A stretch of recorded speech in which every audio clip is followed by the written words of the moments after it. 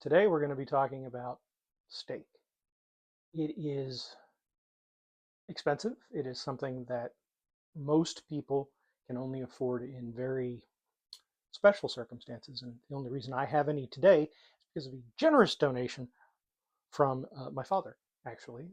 And what we have today are 3 ribeye steaks. Beautiful. As you can see, I've already cut these and I've put salt on them. I'm letting them sit to form a bit of a pellicle on the outside, a nice crust for crust formation. Now, you can find online 11 billion different ways of making steak. There are people who will wax poetic about, oh, you must grill, you must do this, or you have to rub your steak with specific oils and let certain people bless it before you can ever cook it. And if that's what you're into, good for you. I like my steak and I like to do things very, very simply. So today we're going to make this in 3 different methods. First method is this lovely little pan we have here. Second method, very similar. I'm pulling it out of the oven. It is very hot. It is cast iron. And then the third method we're going to do is we're actually going to put one of the steaks under a broiler.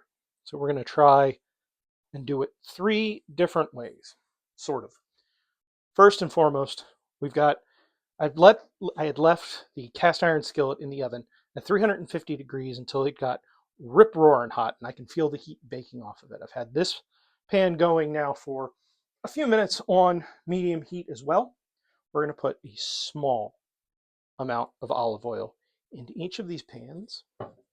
We're going to brush to make sure the pan is coated, it's not pooled, because I'm not trying to fry these. I'm just trying to make it so that there is some coverage and that the contact with the pan will allow this to cook more quickly.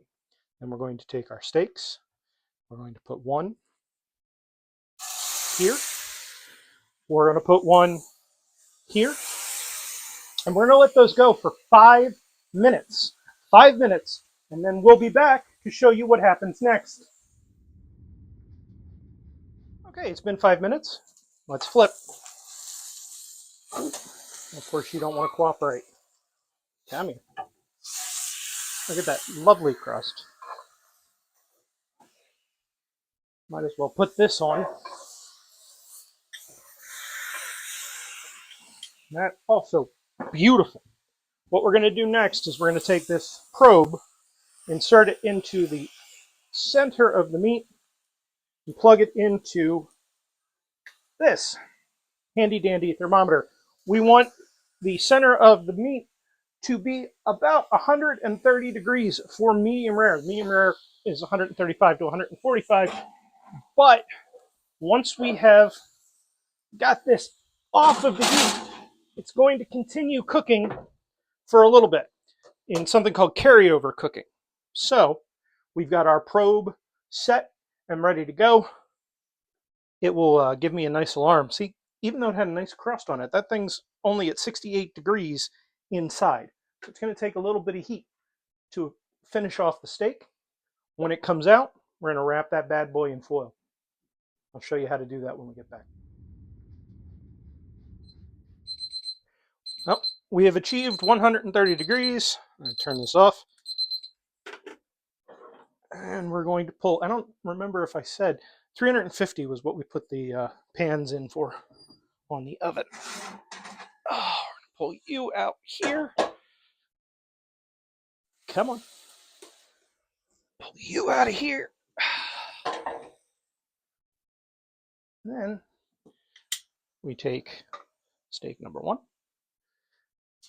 onto foil. Give them a nice covering. Seal them up good and tight. And we're going to do the same with steak number 2. Remember, we're going to have some carryover cooking to take this the rest of the way that we want it to go. Now we have one more steak to deal with, so I'm turning on my broiler. And we're going to put this final steak in the broiler on high for, I'm going to say 4 minutes to start with. And we're going to flip it. I'll put the probe in and we'll go from there. All right? Oh, into the fire. We'll be back. 4 minutes as promised. We're coming in here. Oh, nothing wants to cooperate with me. But does that surprise anybody? It shouldn't by this point. Flip. Flip. Okay. Turn on our probe thermometer again. Have to reset it down to the 130 degrees, which takes a moment. Okay. Into the... No, don't. That's fine. Just move wherever you want. See, this is why I should have the tongs holding it. I'm trying to do too many things with too few hands.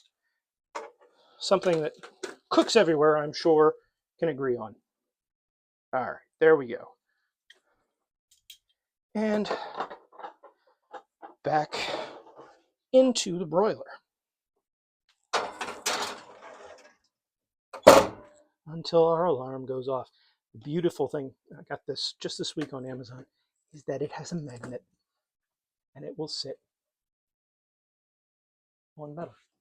All right, we're at 106 internally. We're waiting for 130. We'll be back.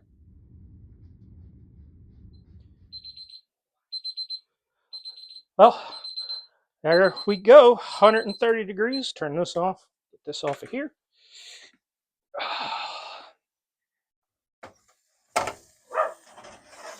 Pull our steak.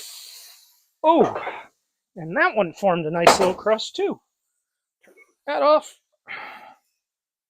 Tongs. You know, I did that the wrong way. Oh, that's hot. It's my other glove. There we go.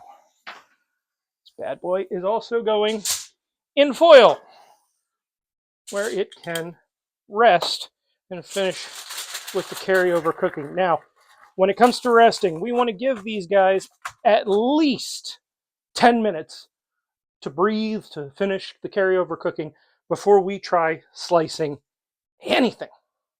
So I'll see you guys back here in 10 minutes. It's been plenty more than 10 minutes.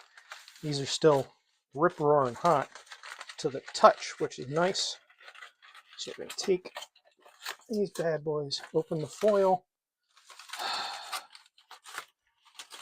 and begin to slice. Now you could serve these whole to a member of your family, and that would be fine. But I've got a large number of people here today, so we're going to slice to make sure everybody gets a little bit of something, and so that y'all can see what this looks like. So you can slice just like this, or you can slice on the bias, which is a little bit of a slant.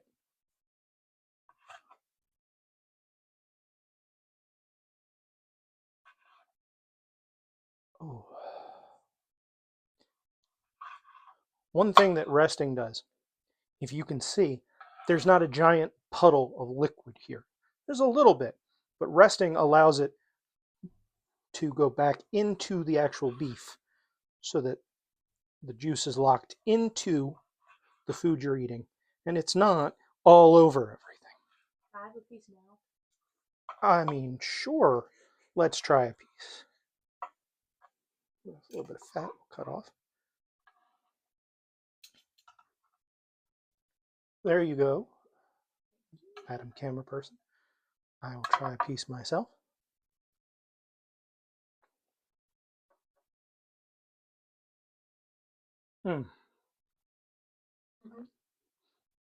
very well seasoned with the salt on the outside. Could use a little bit of pepper, but I didn't want it to burn, so I didn't start with the pepper. Something you can season yourself at the table. That's how you cook a steak. Simple, straightforward. Do it at home for yourself. It tastes just as good, if not better, than what you can get in most steak houses. And if you can afford to go to the higher end ones where they make it a lot better, you don't need this video. Um, if you liked what I've done, please click subscribe. I'll see y'all again back here next week.